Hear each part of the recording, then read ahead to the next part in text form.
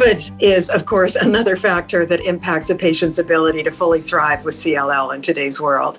Many CLL patients are concerned about the effectiveness of the COVID vaccines and their ability to make enough antibodies to fight the virus.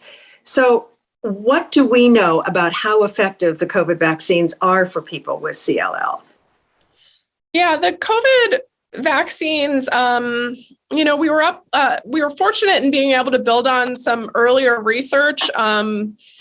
So even prior to being able to look at the data for COVID vaccines, there have been studies looking at vaccines in general in CLL. And so that's actually been a long-term established issue, which is that based on earlier studies, we knew most vaccines were not as efficacious in individuals with CLL compared to people without. And that's due to this underlying immune deficiency. So since then, they've done studies looking at COVID specifically, and we have found lower rates of production of antibodies in individuals with CLL compared to regular, non-CLL controls.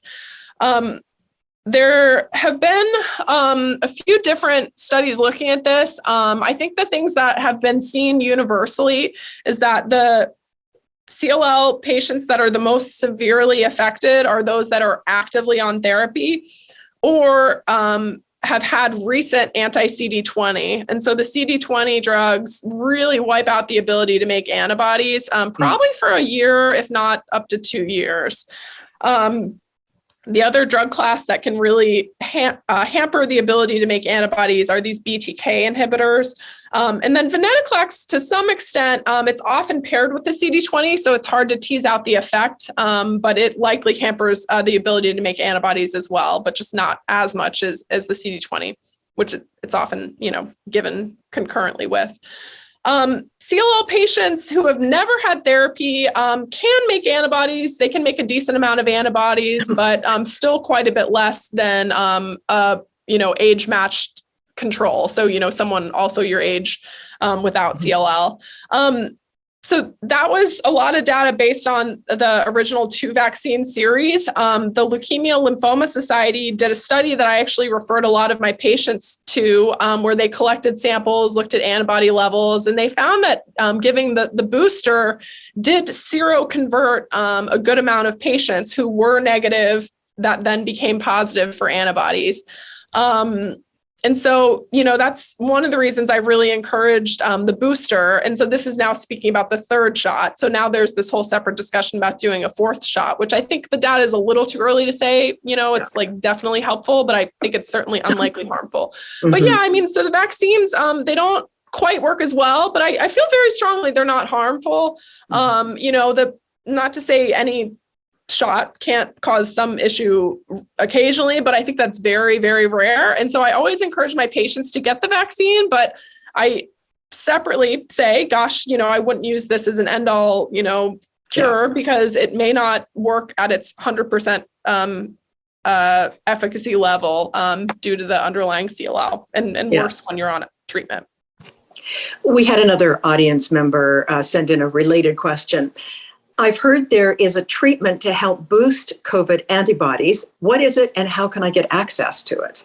Yeah, I was going to bring that up actually, and I figured maybe there was another question coming. So I'm hugely enthusiastic about the drug that this person is speaking about. It's called Evusheld, EVUSHELD.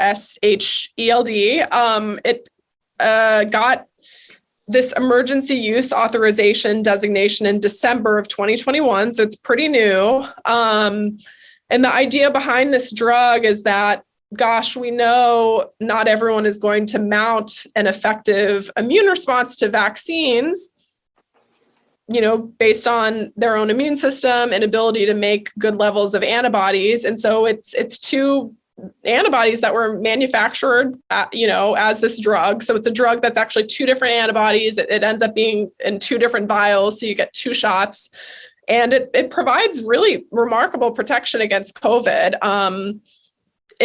They're long acting antibodies. And so they last for 6 months and the publication from the study that led to this being released showed an approximately 80% reduction in COVID for the people who got the shot as opposed to the people who got the placebo.